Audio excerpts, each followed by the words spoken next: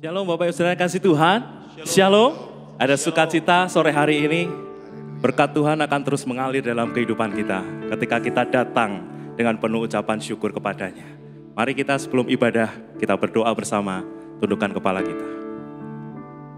Kami bersyukur Tuhan buat kasih setiamu dan anugerah-Mu yang begitu besar atas hidup kami. Dan biarlah sore hari ini kami datang dengan ucapan syukur kami Tuhan. Untuk boleh kami datang memuji dan memuliakan nama Tuhan. Biarlah kuasa-Mu mengalir memenuhi setiap kami ya Tuhan. Kami percaya ketika kami datang dengan hati yang benar, maka kuasa-Mu boleh Engkau curahkan dan berkat-berkat-Mu melimpah atas setiap kami. Terima kasih ya Tuhan, kami siap untuk memuji dan memuliakan nama Tuhan sore hari ini. Hanya di dalam nama Tuhan Yesus, kami sudah berdoa dan mengucap syukur. Haleluya. Amin. Engkau Bapa yang memerintah atas segalanya di dalam kehidupan kami. Haleluya.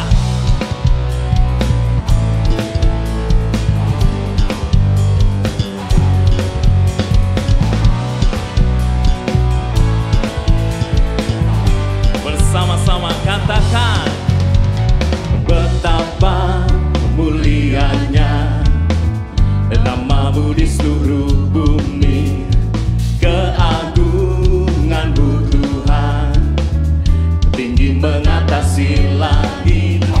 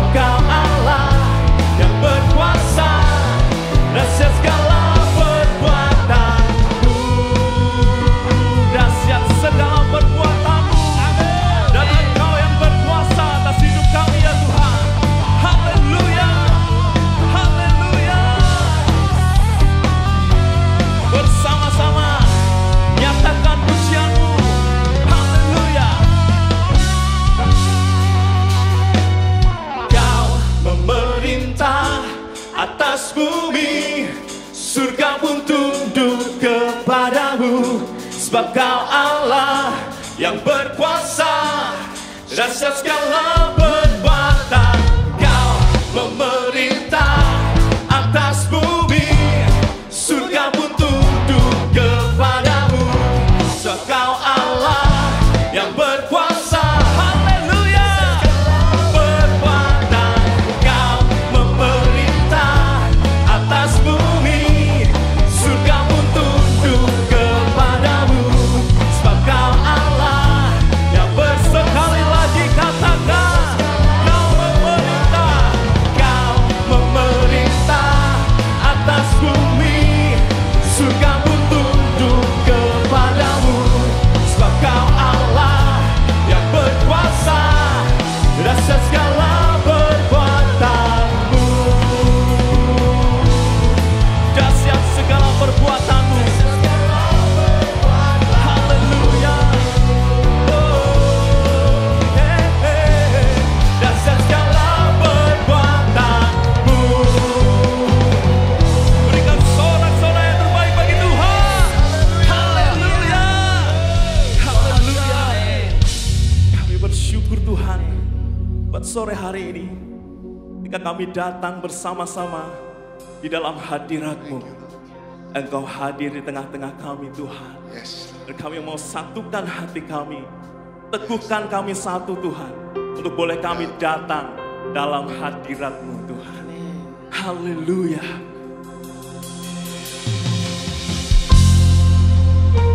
Haleluya. Jesus Lord. Terima kasih Tuhan.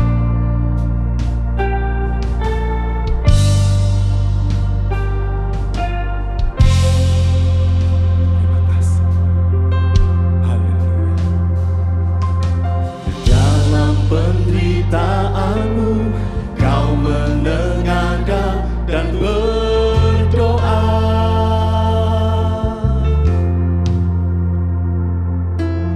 agar kami bersatu seperti Bapa dan Engkau satu.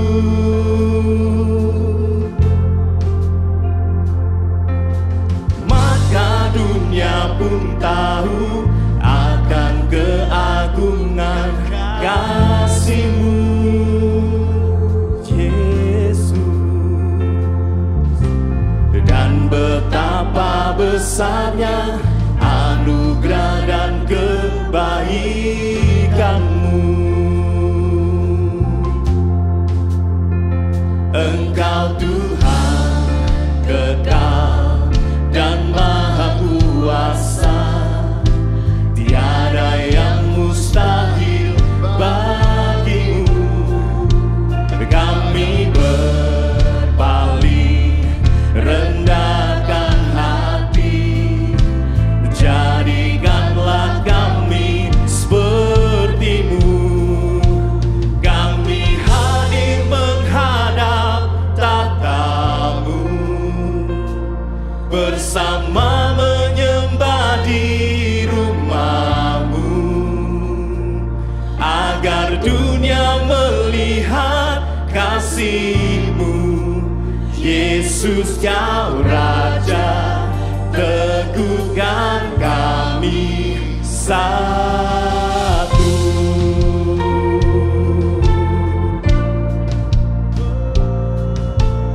Haleluya.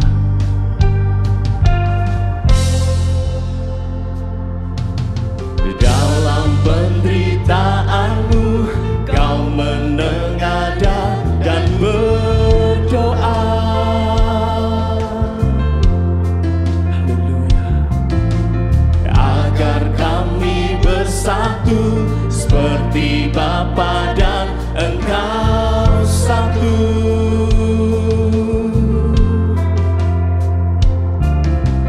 Maka dunia pun tahu akan keagungan kasih-Mu, Yesus, dan betapa besarnya anugerah dan kebaikan.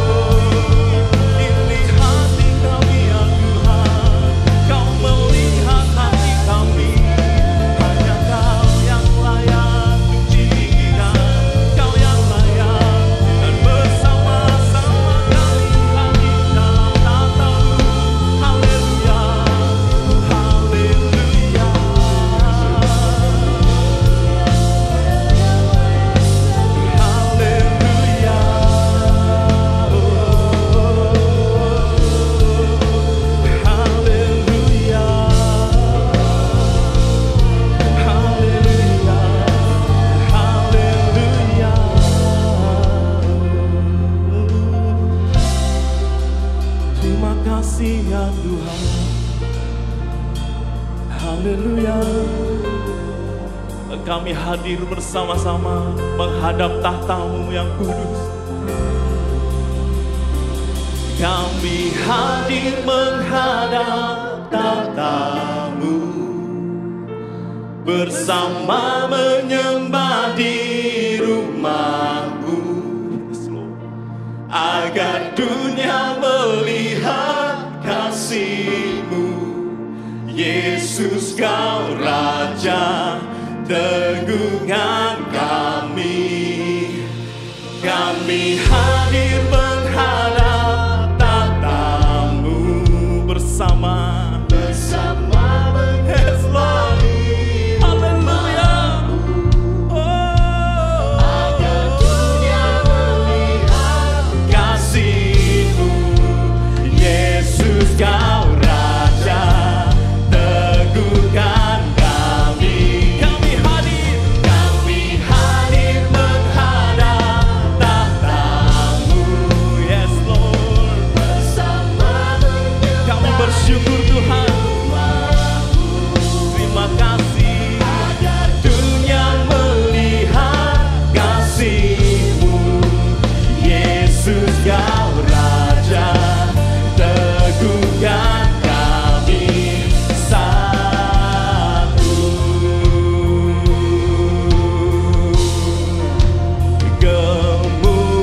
Kemuliaan bagi Tuhan di tempat yang maha tinggi. Haleluya. Yes, Lord. Kau Raja diagungkan dan dipuji. Datanglah kerajaan-Mu Bapa.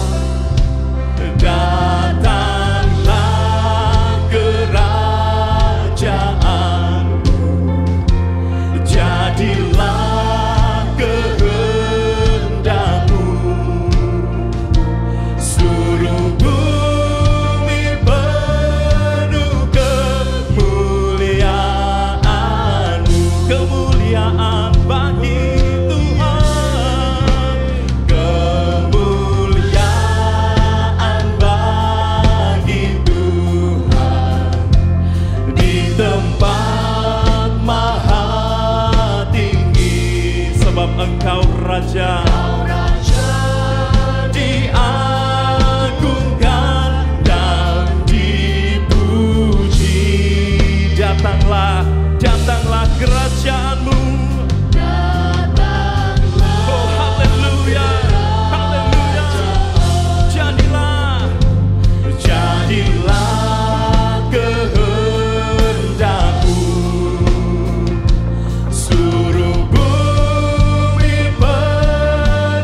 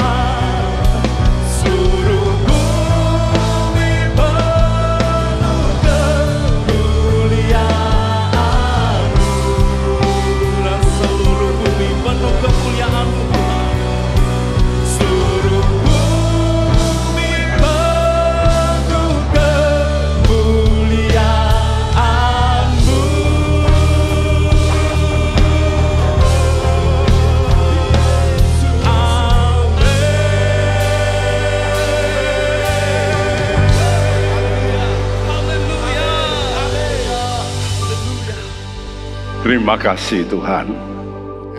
Engkau Allah yang penuh anugerah. Dan Kau memberikan kami firman anugerah.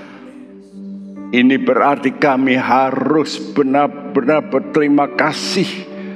Karena dengan anugerah Engkau memperingatkan kami supaya kami jangan mengalami hal yang lebih buruk pada masa yang akan datang. Buka pikiran kami supaya kami tidak menentang.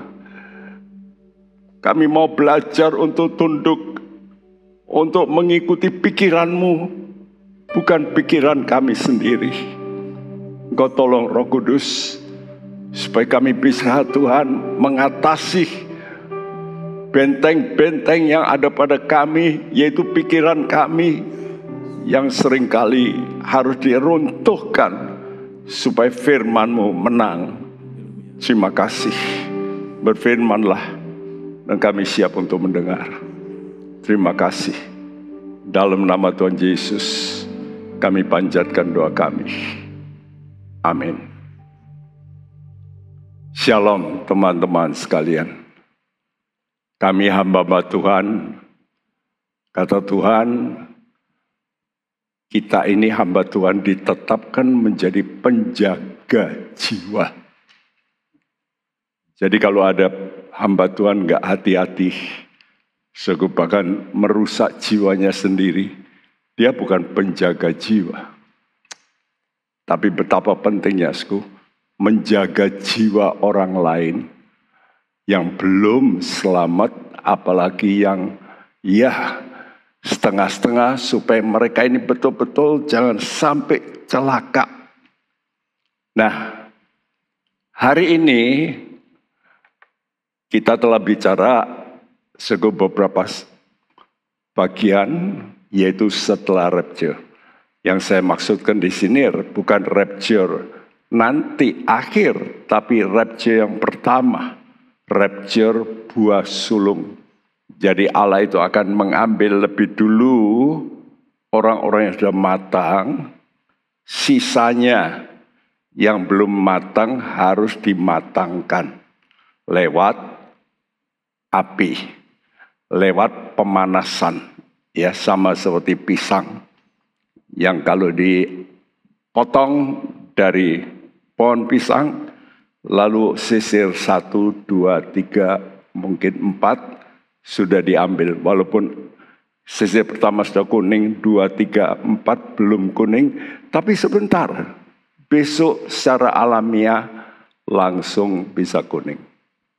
Tapi yang sisa itu nggak bisa lama-lama, maka perlu dipaksa dimasukkan kotak peti yang dikasih karbit, lalu supaya cepat matang. Jadi dipaksa matang. Nah, ada anak-anak Tuhan yang sifatnya begitu, yang tidak rela mematangkan diri dan harus dipaksa matang. Saudaraku, sebagai penjaga jiwa, hari ini saya mau bicara setelah rapture buah sulung, maka zaman anugerah gereja itu akan berakhir. Dan ini sudah mendekati, kita melihat tanda-tanda ini, sudah dekat, ya. Jadi nanti saudara itu harus mengalami bukan anugerah lagi, tapi memang ada kesempatan, tapi kesempatan yang kedua. Biasanya kalau saudara masuk universitas, yang diterima pertama tanpa bayar, bahkan kadang-kadang diberi beasiswa, itu orang-orang yang pandai. Tapi kedua, ketiga, wow, ada harga yang sangat mahal. Begitu juga kita. Ya, karena itu sebelum hal itu terjadi, kami sebagai hamba Tuhan memberitahu dengan firman Tuhan, firman anugerah, ya, supaya jemaat Tuhan itu siap-siaplah. Saya tuliskan panggilan terakhir.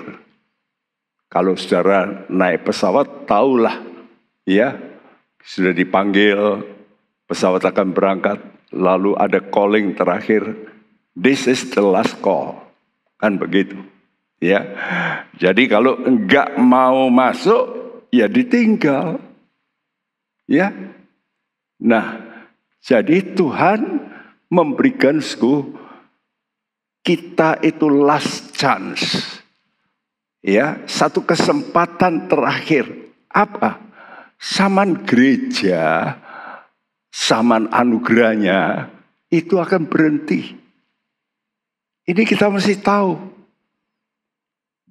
Kenapa, Sku? Karena ada orang-orang yang sudah memenuhi syarat, masuk quorum jumlah awal yang memang Tuhan sudah desain sekian, ya, kursi dipenuhi. Oke, berangkat dulu. Kan begitu. Nanti yang berikut, ya bisa berangkat. Tapi kloter yang berikut. Siapa yang bisa berangkat dulu? Orang yang mempunyai ketaatan total. Nah, Tuhan itu memberi anugerah. Filipi 1 ayat 29 mengatakan kepada kamu diberikan 2 anugerah, yaitu anugerah percaya dan anugerah penderitaan. Nah, banyak orang tidak mau yang ini, anugerah penderitaan. Kenapa? Ini anugerah penderitaan yang tidak harus. Perhatikan kenapa Alkitab menulis penderitaan yang tidak harus. Artinya engkau ini sebetulnya sudah benar. Jadi ya mestinya betulan, tidak perlu menderita. Tapi justru disinilah Tuhan minta itu, kita ini benar. Tapi ada penderitaan yang tidak harus ditanggung. Nah, ini berarti terserah. Mau nanggung apa enggak gitu. Ya. Jadi anugerah penderitaan yang tidak harus ditanggung itu karena orang mau taat total kepada Tuhan. Itu kesempatan terakhir. Baik bagi Israel maupun bukan Israel supaya menjadi anggota gereja. Nah, nanti kalau kita melihat bangsa Israel secara total tidak masuk gereja. Memang ada pribadi-pribadi yang masuk gereja seperti Rasul Paulus, ya yang lain-lain pasti masuk gereja. Tapi sebagai bangsa keseluruhan tidak. Dan mereka ini wajib masuk sengsara. Ya. Jadi kalau kita mau taat total, kita tanpa wajib masuk sengsara. Karena apa? Karena mengalami rapture lebih dulu. Buah sulung gereja. Nah, coba perhatikan. Ini praktek ya sekarang. Jadi kalau saudara sekarang mau mengalami penderitaan yang tidak harus ditanggung semacam ini. Jadi tidak perlu nanti harus menanggung nanti. Tapi sekarang kapan? Waktu engkau menjadi pegawai. Kadang-kadang engkau ini betul, tapi dimarahi sama bosmu. Ya kadang-kadang dimaki, dimarahi, engkau diem aja. Karena engkau, ya gimana? Saya pegawai dan saya mau tetap di sini. Cukup baik Tuanku, tapi kali ini marah. Ya sudahlah, saya diem aja. Nah ini kan sebetulnya penderitaan yang tidak harus. Betul enggak? Coba dibacakan 1 Petrus 2 ayat 18-21. Hai kamu hamba-hamba, tunduklah dengan penuh ketakutan kepada Tuanmu, bukan saja kepada yang baik dan peramah, tetapi juga kepada yang bengis. Sebab adalah kasih karunia jika seorang karena sadar akan kehendak Allah. Perhatikan, karena sadar akan kehendak Allah. Ini kuncinya, terus. Menanggung penderitaan yang tidak harus ia tanggung. Sebab dapatkah disebut pujian jika kamu menderita pukulan karena kamu berbuat dosa? Tetapi jika kamu berbuat baik, Dan karena itu kamu harus menderita, maka itu adalah anugerah Allah. Sebab untuk itulah kamu dipanggil, karena Kristus pun telah menderita untuk kamu dan telah meninggalkan teladan bagimu supaya kamu mengikuti jejaknya. Kita menjadi pengikut Yesus katanya. Kita kan mesti mengikuti praktek atau gaya hidup Yesus. Jadi gaya hidup Yesus itu, yaitu dia datang ke dunia, dia tidak salah, dia malah berbuat baik, malah dipukuli, malah diludahi, malah dibunuh. Kenapa dia mau? Dia memberikan teladan. Dikatakan di sini karena sadar akan kehendak Allah. Jadi seorang hamba, kalau dia dimaki sama bosnya, lalu dia berkata, kamu hamba Tuhan, apalagi kamu Kristen, lalu maki-maki balik. Kata Tuhan apa? Salah enggak? Salah, kenapa? Karena kehendak Allah berkata apa? Jangan balas maki dengan maki. Titik. Kamu jangan bantah. Loh, bosku yang salah. Iya betul. Tapi bosmu salah, kamu kok ikut salah. Nah ini yang nggak boleh. Jadi kalau begitu jadi orang Kristen susah enggak? Susah. Susah tapi benar. Benar karena sadar akan kehendak Allah. Apa kehendak Allah? Menerima anugerah. Ini anugerah namanya. Anugerah penderitaan. Jadi bukan tiap orang Tuhan kasih. Karena itu sudah lihat ada orang yang dikasih penderitaan yang lebih. Kenapa? Karena dia kuat. Kenapa? Karena Tuhan tahu supaya dia makin imun. Makin kuat. Saya pun pernah begitu ya. Saya menderita secara batin itu bukan main. Secara batin saya waktu itu sudah mau, ya ada suara kata, keluar aja lah dari sinode ini. Kok begitu? Nah, itu ada suara mengajak. Ya, nanti saudara boleh tanya sama Pak Andrianus. Ya, dan juga Pak Kando yang saya diapakan gitu loh. Dan waktu itu ada suara batin, keluar aja. Tapi ada suara dari Tuhan, diam.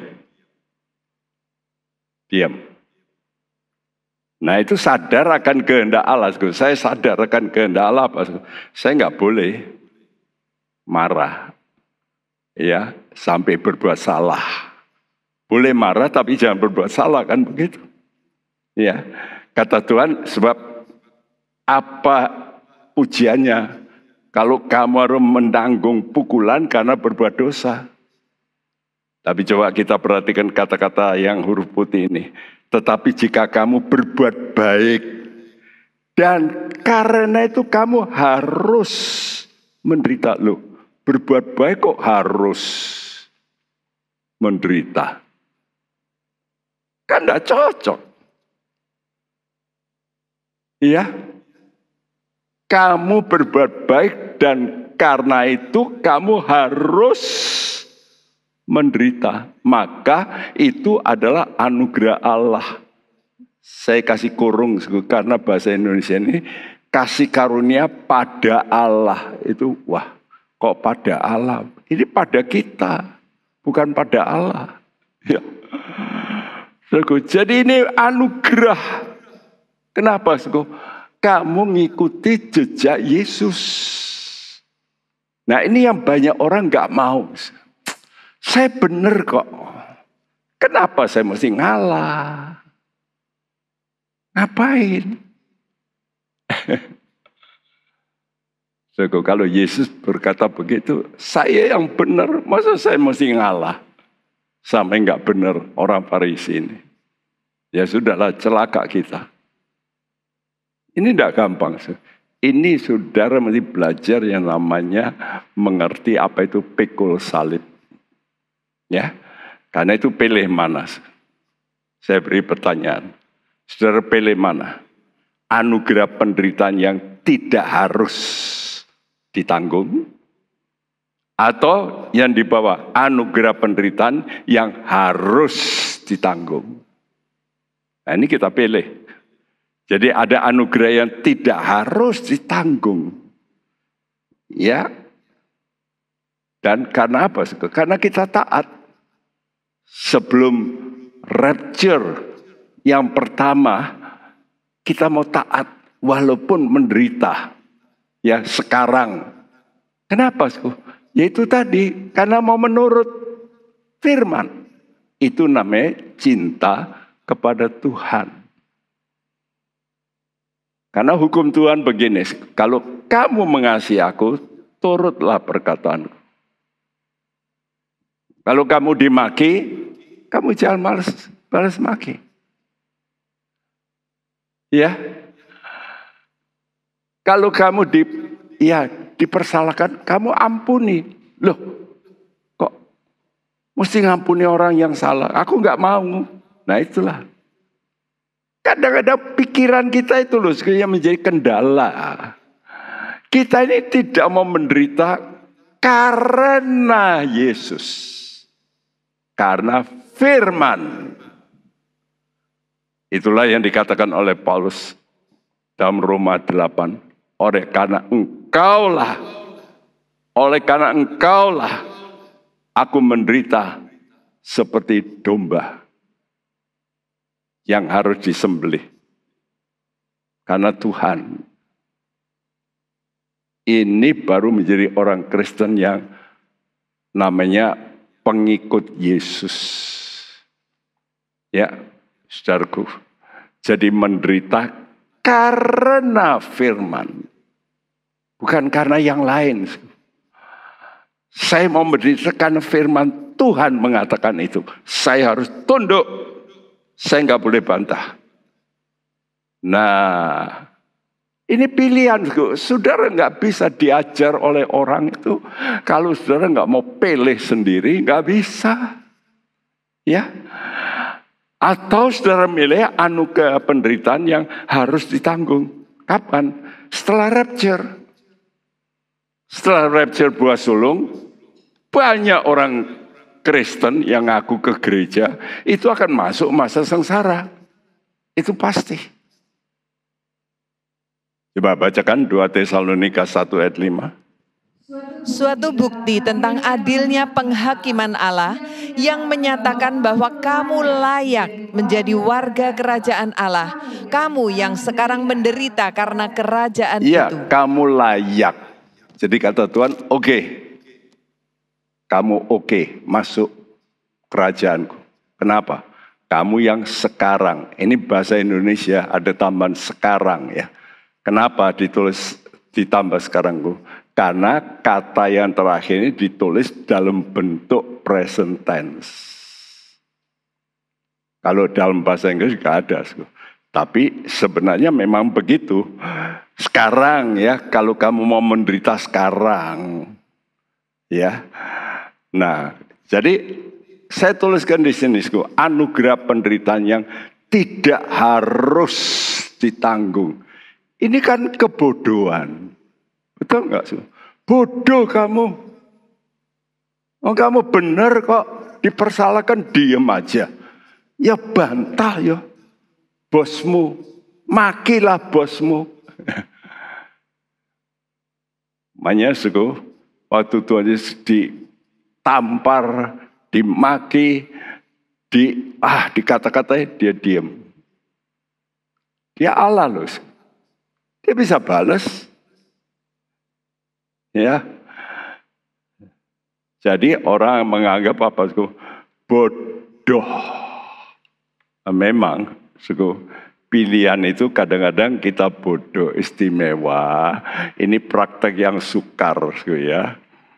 Tidak perlu dibacakan, tapi Ibrani 10 ayat 34 mengatakan, kamu telah turut mengambil bagian dalam penderitaan.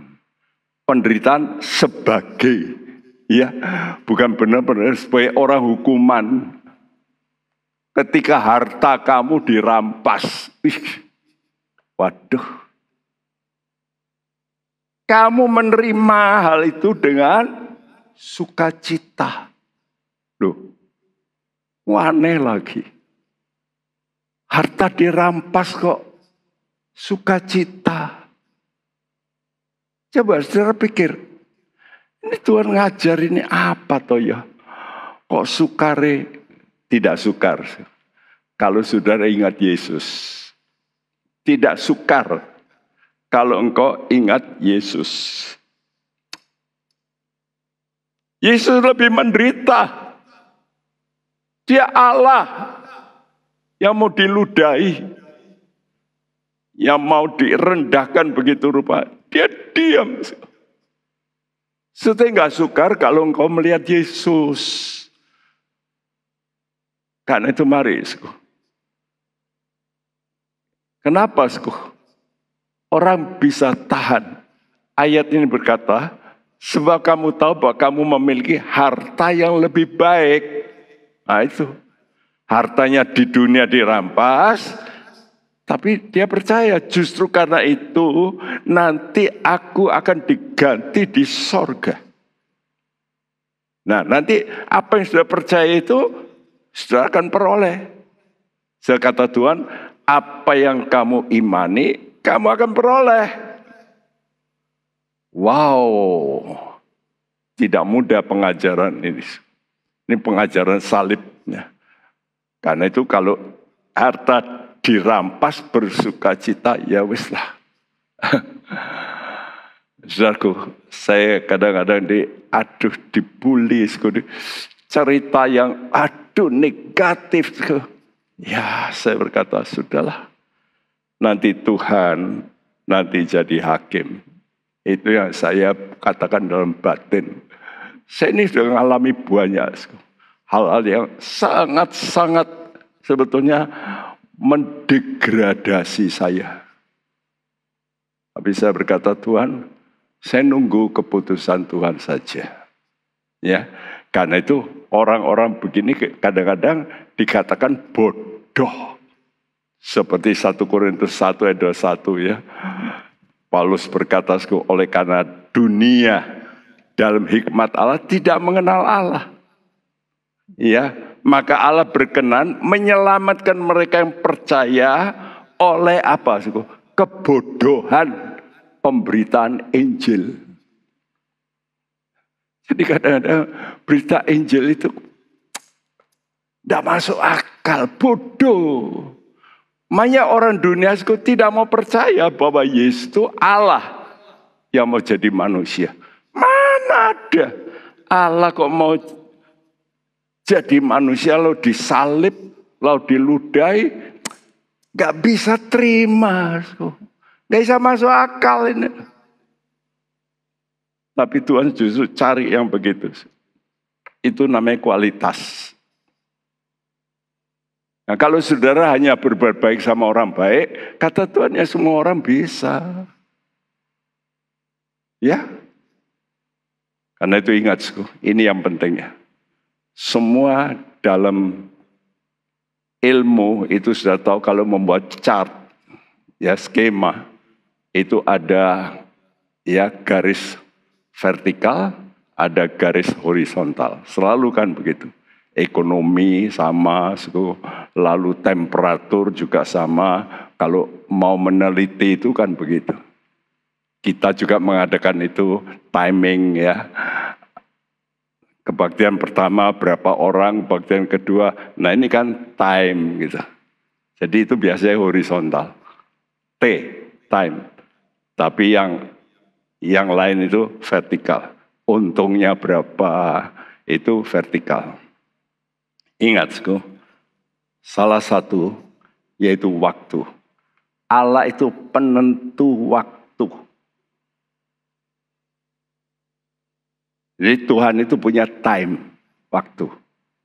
Ini harus kita sadar, sebab karena itu saya suka memberikan gambar-gambar, ya skema supaya kita ini tahu kita ini posisinya di mana gitu.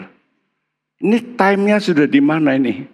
Nah, kalau kita baca kitab Daniel, Daniel itu seorang nabi yang dahsyat. Dia itu memberitahu apa yang akan datang, negara-negara yang akan muncul setelah zamannya. Ya, dia kasih tahu setelah zamannya itu Babylon. Setelah Babylon nanti akan muncul Persia, nanti muncul Greka, nanti muncul Roma, nanti muncul Antikris, nanti muncul kerajaan Tuhan Yesus. Wow. Jadi bangsa pilihan saja itu diberi timing. Nah, kita ini bukan bangsa pilihan, bangsa anugerah. Kita dikasih kesempatan. Ya. Kalau yang pilihan saja dikasih timing, apalagi kita gitu. Ya. Coba kita bacakan Daniel 9 ayat 24. 70 kali 7 masa telah ditetapkan atas bangsamu dan atas kotamu yang kudus, untuk melenyapkan kefasikan, untuk mengakhiri dosa, untuk menghapuskan kesalahan, untuk mendatangkan keadilan yang kekal, untuk menggenapkan penglihatan dan nabi, dan untuk mengurapi yang maha kudus. Kenapa Tuhan itu memberikan time? Karena Tuhan itu mau mendidik orang. Kalau tidak dikasih waktu, itu seenaknya, ya, semaunya. Karena itu 70 kali 7 masa telah ditetapkan. Bagi siapa? Bangsamu, Israel.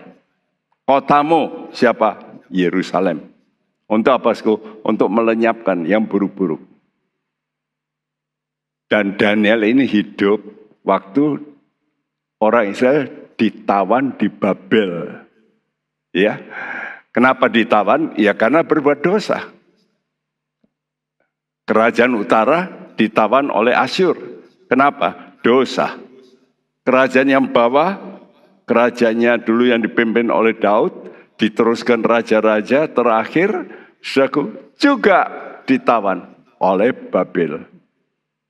Nah, Tuhan karena janjinya pada Abraham, dia akan menggenapi tetap bahwa keturunanmu aku mesti selamatkan. Karena itu Tuhan kasih waktu, aku kasih timing. Supaya nanti aku hapus untuk melenyapkan kefasikan. Mengakhiri dosa bangsa Israel. Menghapus kesalahan. Jadi Tuhan itu baik. Ini namanya anugerah untuk orang Israel. Jadi Israel diberi kesempatan bertobat 70 kali 7 tahun. Berapa itu? 490 tahun. Ini berarti Tuhan mau menepati janjinya. Kenapa? Karena sabar. Karena Tuhan itu pegang janji. Ya. Nah, nanti kita pelajari bahwa dalam Daniel 9, ayat 25 sampai 27, kesempatan untuk melenyapkan kefasikan atau dosa. Ya, tentunya setelah mereka bertobat, itu telah diabaikan 2 kali, 2 periode. Periode yang pertama, tadi kan 70 kali 7. Periode pertama 7 dulu. 7 kali 7 tahun, 49 tahun. Saat kapan? Saat Yerusalem dipulihkan, dibangun tembok-temboknya oleh Nehemia. Nah, di zaman itu Tuhan bicara. Terakhir, melalui siapa? Melalui Nabi Maleakhi. Ya. Jadi kalau saudara buka perjanjian lama, maka jelas saudara akan menemukan kitab perjanjian lama yang terakhir itu adalah kitab Maleakhi. Ya. Nah, kitab Maleakhi ini kitab terakhir. Ya. Dan kitab Maleakhi adalah kitab paling keras teguran Tuhan. Karena itu kalau saudara buka Alkitabmu, ada perjanjian lama, berakhir, lalu ada halaman kosong, putih. Lalu mulai tulisan perjanjian baru. Ya. Jadi suku kosong ini bukan tidak punya arti. Kosong ini Allah diam. Allah tidak mau bicara. Ya. Nah itu periode kedua. Periode kedua 62 kali 7. 434 tahun Allah diam diri. Dia tidak kirim nabi, sama sekali enggak. Setelah Maleakhi dia stop. Ini diomongi, ditegur, tidak mempan. Samalah si bapak dan ibu bicara keras sama anaknya. Kalau kamu begini, nanti begini. Ya, tidak peduli. Dah. Kalau sudah jawabannya begitu, anak ini pergi. Bapaknya berkata, setelah diamkan aja dah. Jangan ditegur. Percuma. Allah juga bisa begitu. Allah diam. Tapi ingat, Allah tetap kasih. Dia nggak bisa diam terus. Dia selalu memanggil dengan kasih. Karena itu mendadak munculkan seorang nabi yang namanya Yohanes Pembaptis. Dan kalau sudah baca riwayat Yohanes Pembaptis, lahirnya mujizat. Kenapa? Umur ayah ibunya sudah tua. Nggak mungkin punya anak. Dan memang mandul Ibu Elisabeth itu. Bapaknya Zakaria. Ya. Tapi lalu datang malaikat memberitahu. Kamu akan punya anak. Ya. Ini namanya shock terapi.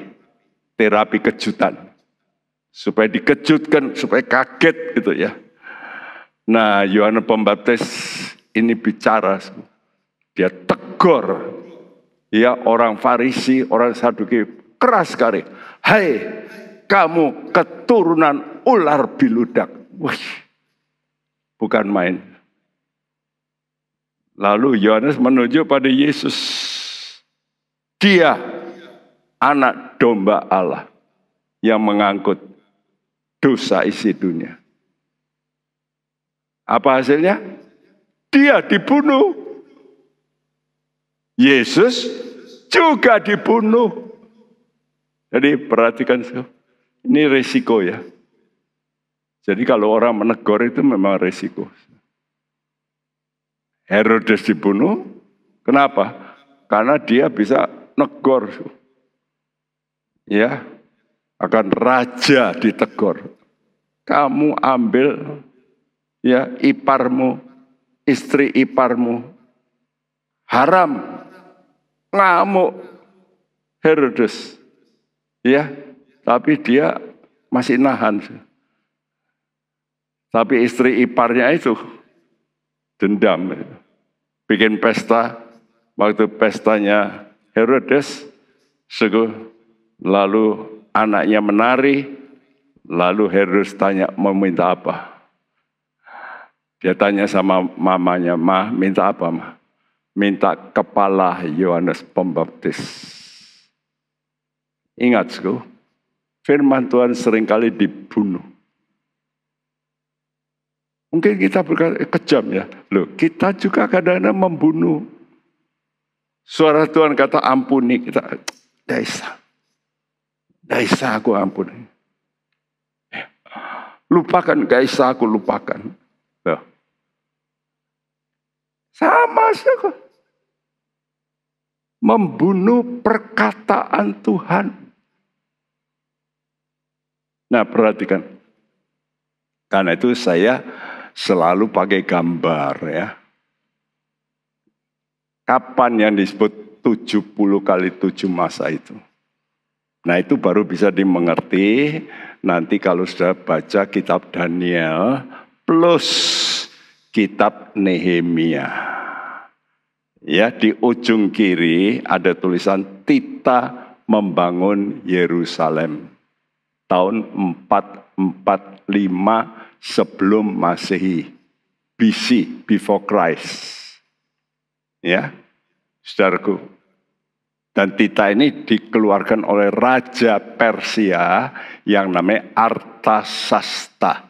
Artaxerxes kalau dalam sejarah dunia. Ya. Jadi 70 minggu itu dibagi 7, 62, lalu 1. Nah satunya ini nyeleneh. Ya. Setelah lewat titik-titik setengah lingkaran hijau, itu baru satunya di situ. Jadi kesempatan 70 minggu dibagi 7, 62, 1. Ya. Nah, Nabi Maleakhi itu bicara waktu 7 minggu ini. Coba saudara perhatikan, Nabi Maleakhi itu berkhotbah tahun 450 sampai 430. Jadi 20 tahun. Ya, dia tegur. Ya, teguran yang paling keras. Sudahlah, kalau kita baca Alkitab, teguran ini yang paling keras. Kenapa? Karena Tuhan tahu, ini aku sudah marah. Kamu mau dengar apa enggak? Kalau enggak mau dengar, aku nanti stop. Ya.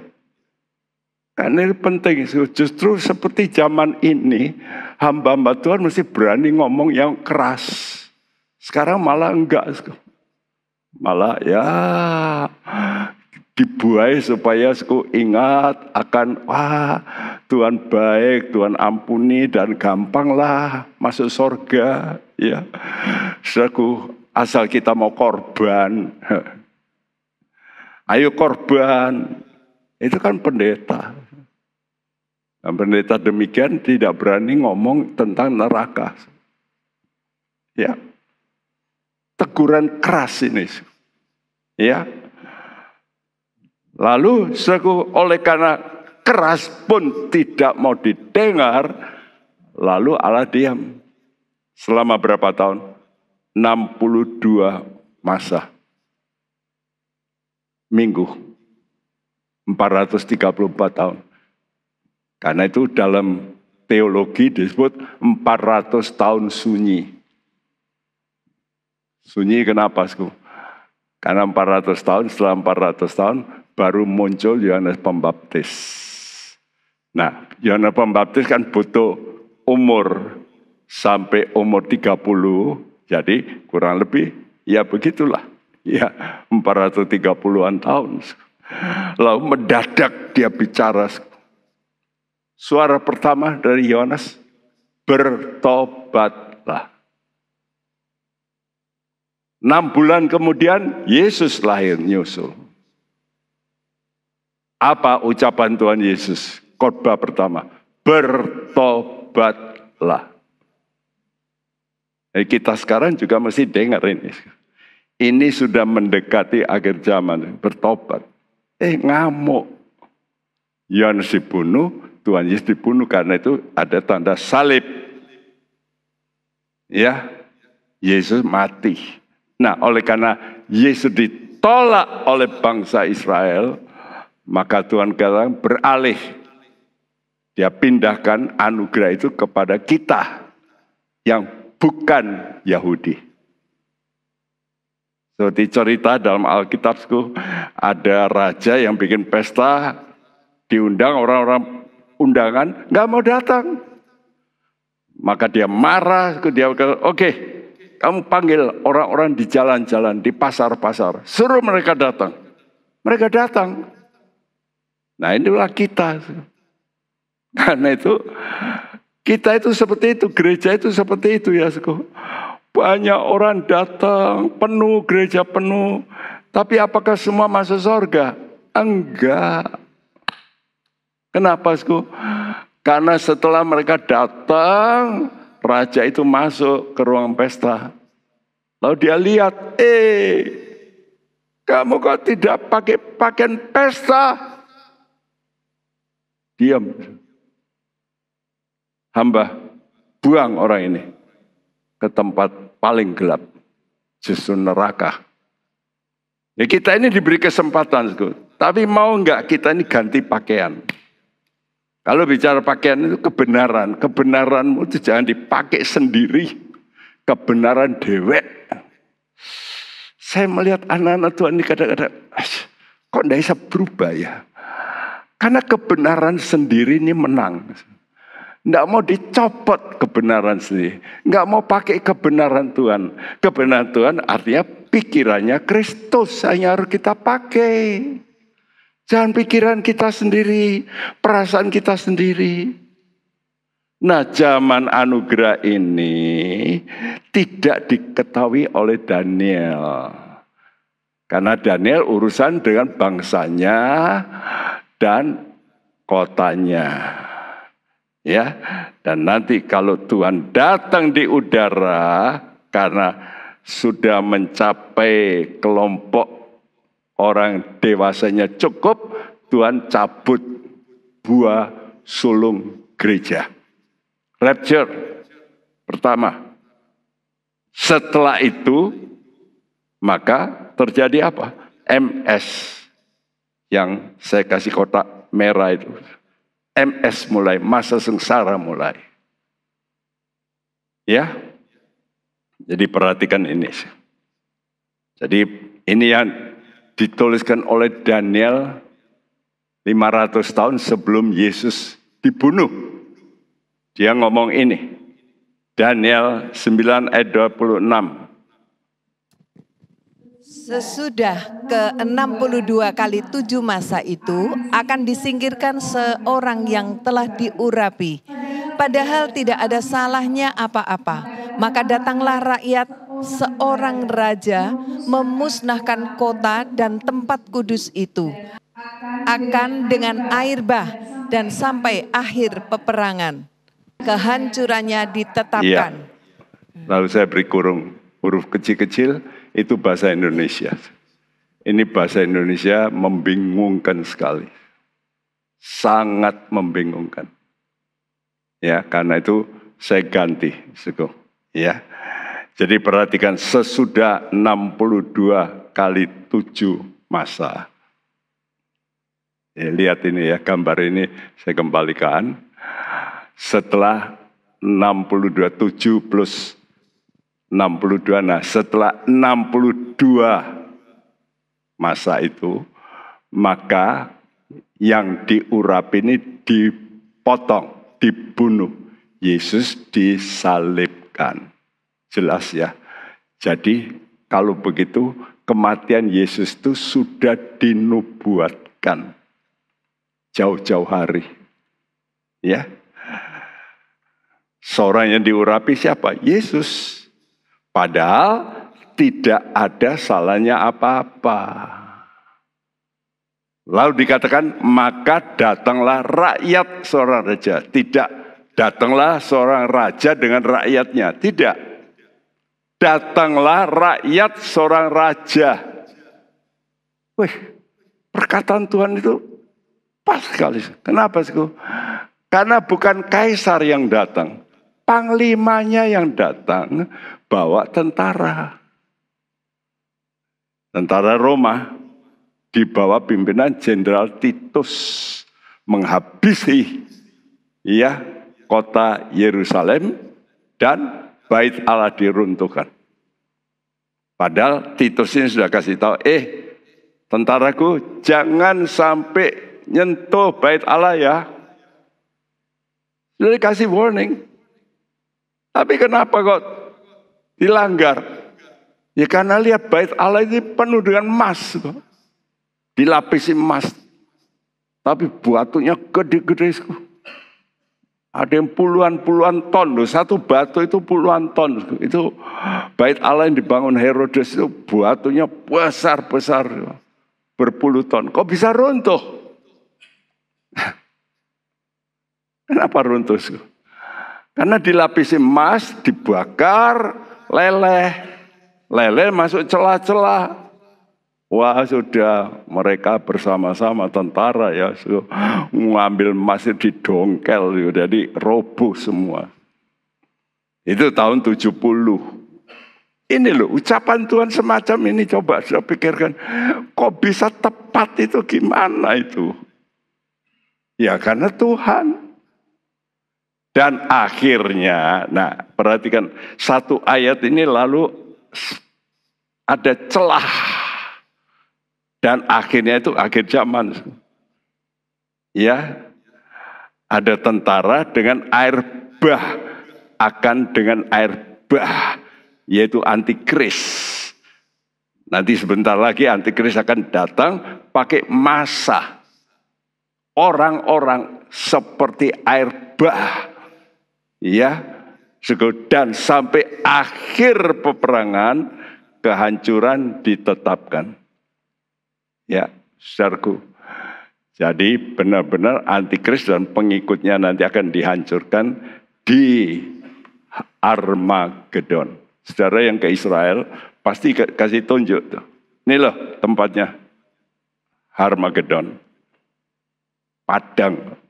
Wih, besar sekali. Nanti dunia akan meluruk Israel. Untuk memerangi ya, karena perang sekarang ini, Hamas ini nanti akan berkelanjutan, mereka itu jengkel ya sama Israel yang bandel ya toh. Karena itu mereka akan meluruk ke situ. Ya. Dan apalagi ini sudah dicanangkan akan dibangun Bait Allah. Nyentuh Masjid Al-Aqsa lagi. Ini sebetulnya mereka bukan orang Kristen. Karena mau mereka mendirikan menurut agama Taurat. Jadi nggak mau Tuhan Yesus.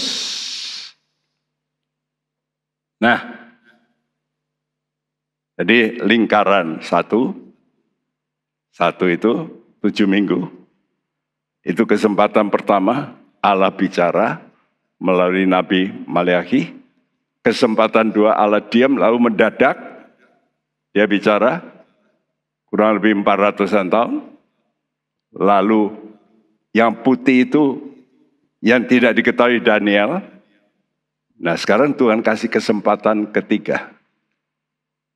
Karena tadi 7 plus 62 kan masih 69, tinggal 1. Ya, dan 1 ini nanti akhir. Jadi saya tuliskan di situ kesempatan ketiga Allah bicara juga. Tapi tidak melalui nabi saja. Tapi memang juga nabi. Nabi Elia Tuhan turunkan dari sorga. Nabi Musa Tuhan turunkan dari sorga. Tapi Tuhan juga bicara melalui aniaya. Ingat ya. Kadang-kadang kalau kita nggak mau dengar firman Tuhan, Tuhan lalu pakai apa? Cambuk. Kenapa? Ya karena cinta. Karena itu Paulus berkata, apakah aku harus datang dengan kata-kata atau dengan cambuk? Dengan rotan, kata Paulus. Ya, 1 minggu itu 7 tahun. Sayangnya orang Israel itu baru mau bertobat. Justru menjelang habis 7 tahun. Kenapa begitu? Karena nanti diserang oleh antikris. Ya, serangan dengan massa. Banyak orang akan datang. Meluruk ke negara Israel. Nah waktu itulah terjepit baru mereka teriak-teriak pada Tuhan. Karena itu ada panggilan terakhir untuk menderita. Tuhan itu baik ya. Oke, kamu tidak mau dengar, tapi aku ini karena kasih, aku pakai cambuk. Yaitu setelah rapture buah sulung gereja. Ini saya dapatkan gambar tsunami ya. Jadi kalau pakai massa itu kan seperti tsunami begitu ya. Dihapus ya, suku. Nah, tapi Tuhan itu masih anugerah. Anugerah, kenapa? Karena Tuhan itu punya janji sama Israel. Dan Tuhan masih melihat banyak orang Kristen yang masih bisa bertobat. Tapi harus lewat sengsara. Karena itu anugerah derita yang wajib dijalani. Masa sengsara. Ya. Jadi lihat gambar ini lagi. Tuhan kasih milenium 5 dan 6 itu zaman anugerah untuk gereja. 2000 tahun. Ya. Setelah Yesus disalib sampai sekarang itu sudah hampir tutup 2000 tahun. Ya, karena Tuhan lahir kapan? Disalib kapan? Kurang lebih tahun 30. Jadi kalau dihitung-hitung 2000 tahun, ya 2030 lah. Antara itu loh, saya nggak mau ngomong tanggal sekian apa, enggak lah. Ya, kita nggak tahu. Tapi ancar-ancar kita ini sudah dekat, ini 2024.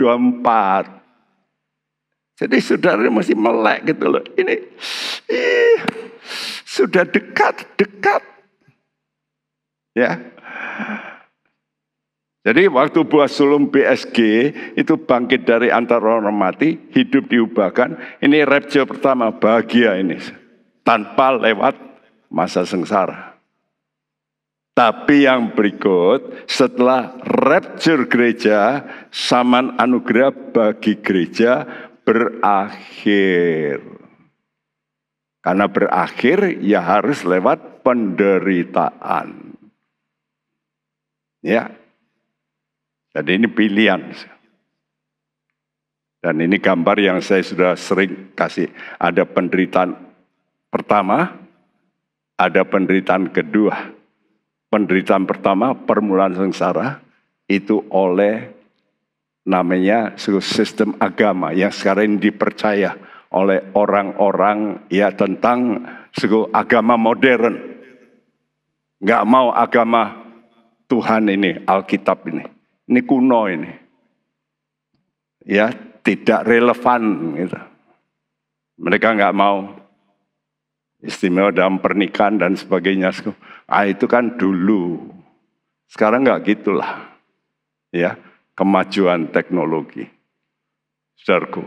Jadi itu akan dialami oleh orang-orang yang percaya itu.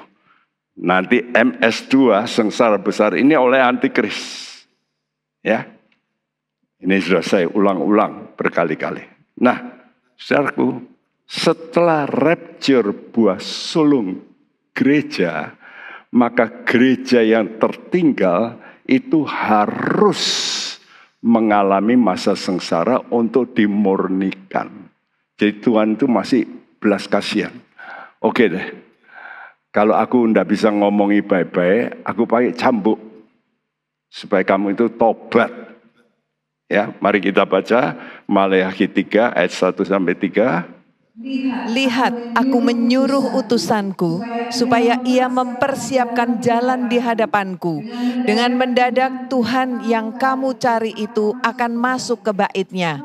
Malaikat perjanjian yang kamu kehendaki itu sesungguhnya ia datang. Firman Tuhan semesta alam, siapakah yang dapat tahan akan hari kedatangannya? Dan siapakah yang dapat tetap berdiri apabila ia menampakkan diri? Sebab ia seperti api tukang pemurni logam dan seperti sabun tukang penatu. Ia akan duduk seperti orang yang memurnikan dan mentahirkan perak. Dan ia mentahirkan orang Lewi, menyucikan mereka seperti emas dan seperti perak. Supaya mereka menjadi orang-orang yang mempersembahkan korban yang benar kepada Tuhan. Ya, jadi kitab Maleakhi diakhiri bagian-bagian terakhir dengan kata ini. Lihatlah, behold, lihat tuh, aku menyuruh utusanku. Siapa? Yohanes Pembaptis. Untuk menjadi pendahulu, meratakan jalan. Lalu ayat berikut tambahkan, dengan mendadak Tuhan yang kamu cari masuk ke baitnya. Yaitu malaikat perjanjian. Dan dia akan datang. Dan kalau dia datang, ngapain gitu ya. Kalau dia datang, ia seperti api. Tukang pemurni logam. Untuk apa?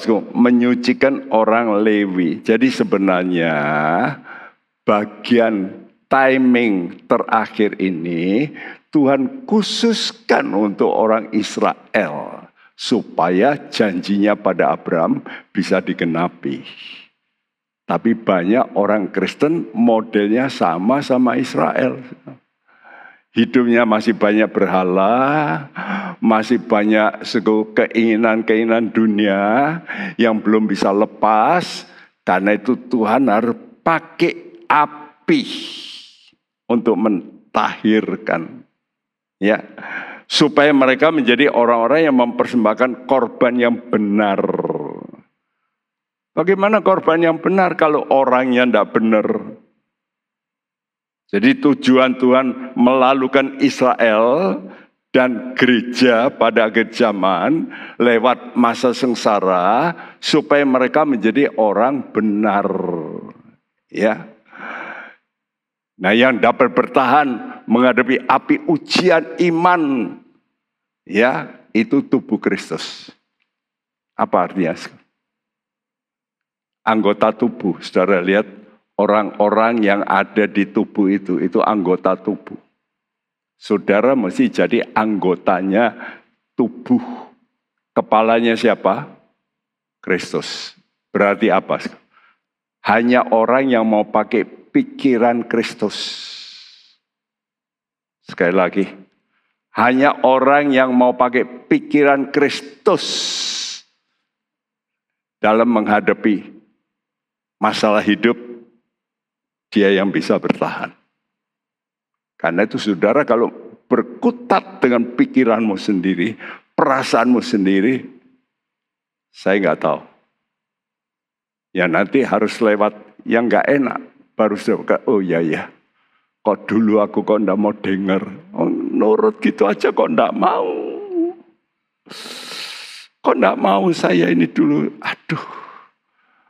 Orang Jawa bilang getun aku. Duh, sayang tapi harus melewati yang gak enak.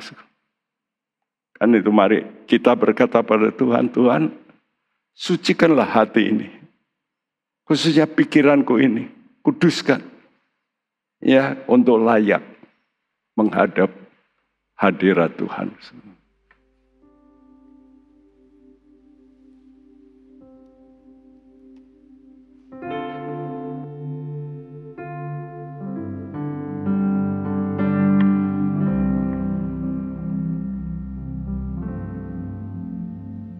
Sucikan dan kuduskan hati ini untuk layak menghadap hadirat-Mu. Tubuh jiwa rohku kuserahkan padamu, ku menyembahmu. Sucikan, sucikan dan kuduskan hati ini untuk layak menghadap hadirat-Mu.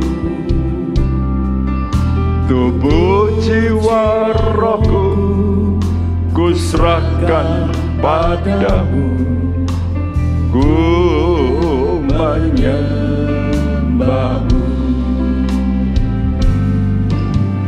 Tinggikan nama-Mu ya Tuhan,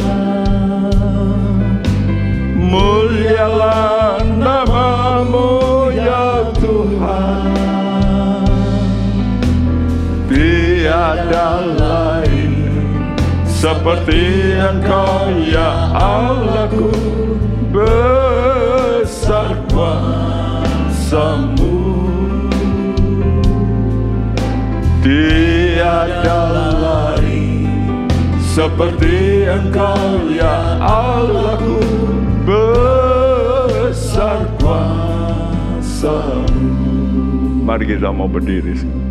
Sucikan pikiranku, perasaanku Tuhan. Sucikan dan kuduskan hati ini untuk layak menghadap hadirat-Mu. Tubuh jiwa rohku ku serahkan padamu, ku menyembah-Mu. Tinggikan nama-Mu ya Tuhan. Mulialah nama-Mu ya Tuhan.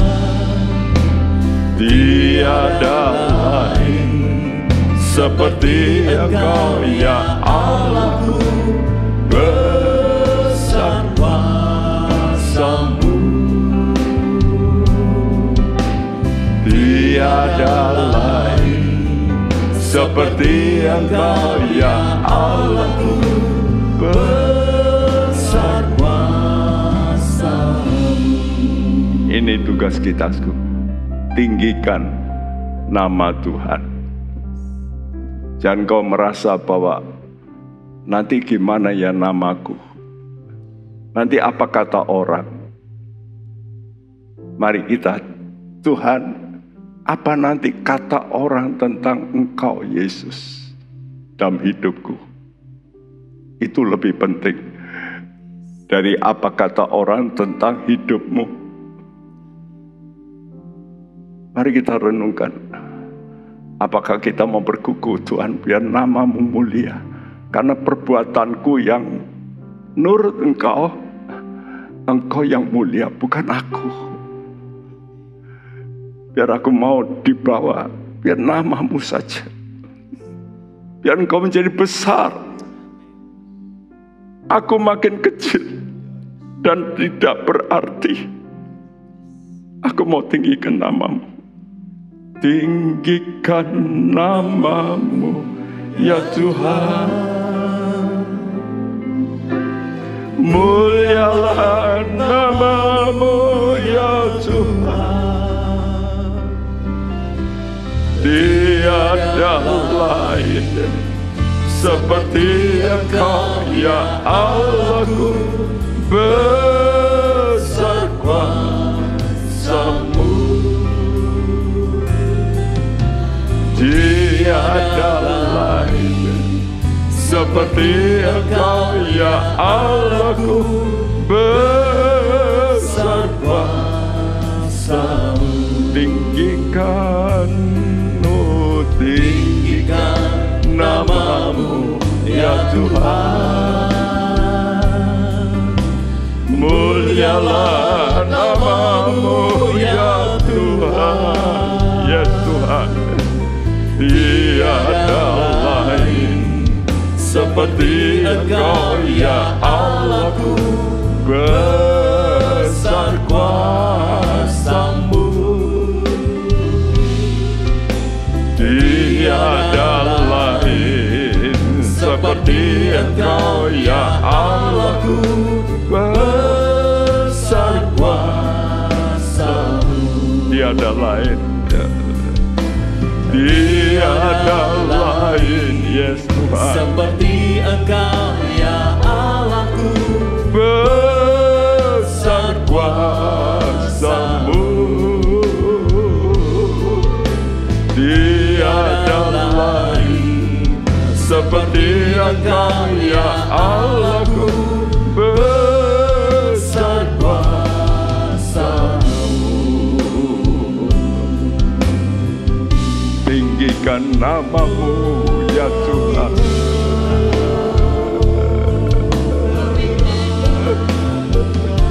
Kami mau jaga nama-Mu Tuhan. Biar nama-Mu indah ya Tuhan.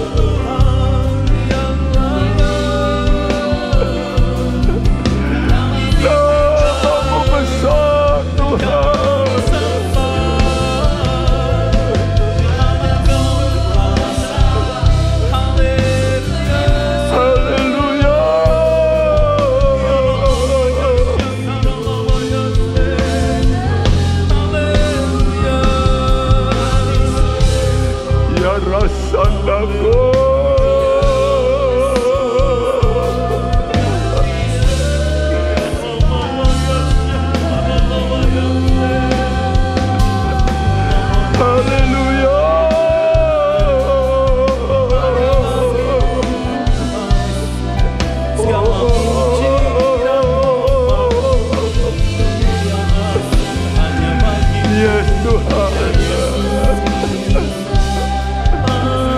Bersihkanlah pikiran kami Tuhan. Ampuni Tuhan.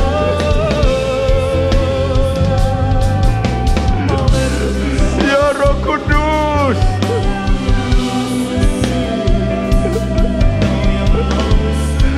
tolong kami ya Tuhan.